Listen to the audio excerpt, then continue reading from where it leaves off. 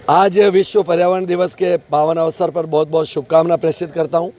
और old city welfare society की ओर से आज यहाँ गुलाबाग के अंदर वृक्षारोपण का कार्यक्रम किया गया है। अलग अलग एनजीओ, अलग अलग सामाजिक संस्थाओं के द्वारा भी आज पर्यावरण को बचाने के लिए, लोगों को अवेयरनेस के लिए, जागरूक रखने के लिए अलग अलग संस्थाओं द्वारा भी पूरे शहर के अंदर कार्यक्रम किए जा रहे हैं। मैं तो उदयपुर की जनता से एक ही हाथ जोड़कर विनती करता हूं, हमारे घर का कचरा जो होता है वह गीला कचरा और सूखा कचरा अलग अलग तरीके से डालने का प्रयास करें। हम किसी भी कीमत में सौगंध लें आज के इस पावन अवसर पर कि प्लास्टिक का यूज़ नहीं करेंगे।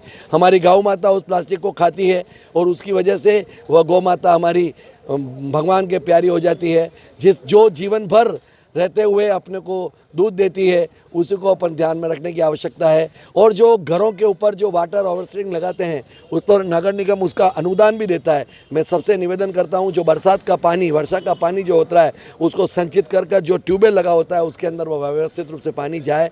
ऐसे अनेकों कारण हैं जो आज के इस पावन अवसर पर हमको ध्यान रखने की आवश्यकता है। एक वृक्ष लगाना नहीं है, एक वृक्ष को संचित कर कर उसको बड़ा करना है, उसको पेड़ का रूप धारण कराना है।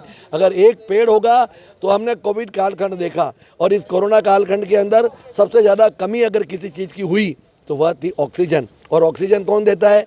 वृक्ष देता है, पेड़ देता है। तो इसलिए और ये गुलाबाग जो हमारा ऑक्सीजन हब है, इसको ध्यान में भी हमारे को रखना है और ध्यान में रखते हुए हमको व्यवस्थित रूप से पेड़ पौधों को सिंचित कर कर इसका ध्यान रखना चाहिए। आज के इस पावन अवसर पर इतना ही पर्याप्त है। बहुत बहुत आभार, धन्यवाद। पर्यावरण दिवस पर आपको बहुत बहुत बधाइयाँ देना चाहूँगा।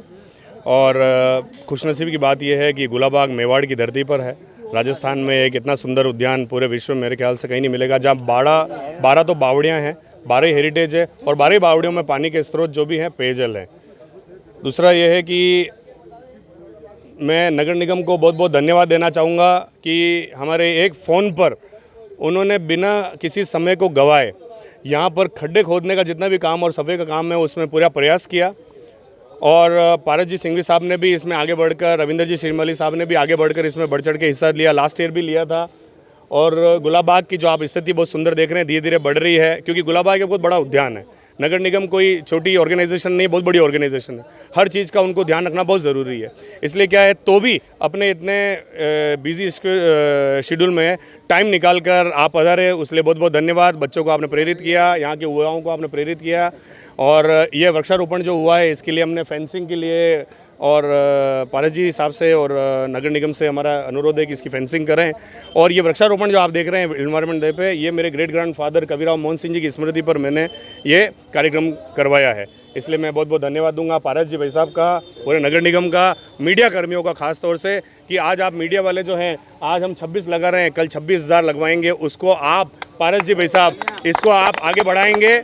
और मैं तो मिट्टी का कण अदना सा चीज़ हूँ, बस मैं ये बात है, मैं उसमें आग जरूर पैदा कर सकता हूँ और वह आग ऐसी होगी जिसमें आप 26 लाख पौधे पारस जी, आप, हम सब लगाएंगे और हरित क्रांति पैदा करेंगे। भारतीय जनता पार्टी आज विश्व पर्यावरण दिवस के ऊपर जो ऑल वेलफेयर सिटी सोसाइटी ने जो कार्यक्रम रखा है वृक्षारोपण का, उसमें पधारे उप महापौर पारस जी सिंघवी, अक्षय जी, छोटा भाई कैलाश जी, इन लोगों ने बरसों से, अभी पिछले 2-3 साल से इतना बढ़िया काम किया है। बावड़ियों की सफाई करी और ये कोई न कोई मुद्दा उठाते थे निगम के सामने भी, और निगम से भी हर समय इनको सहायता मिलती है।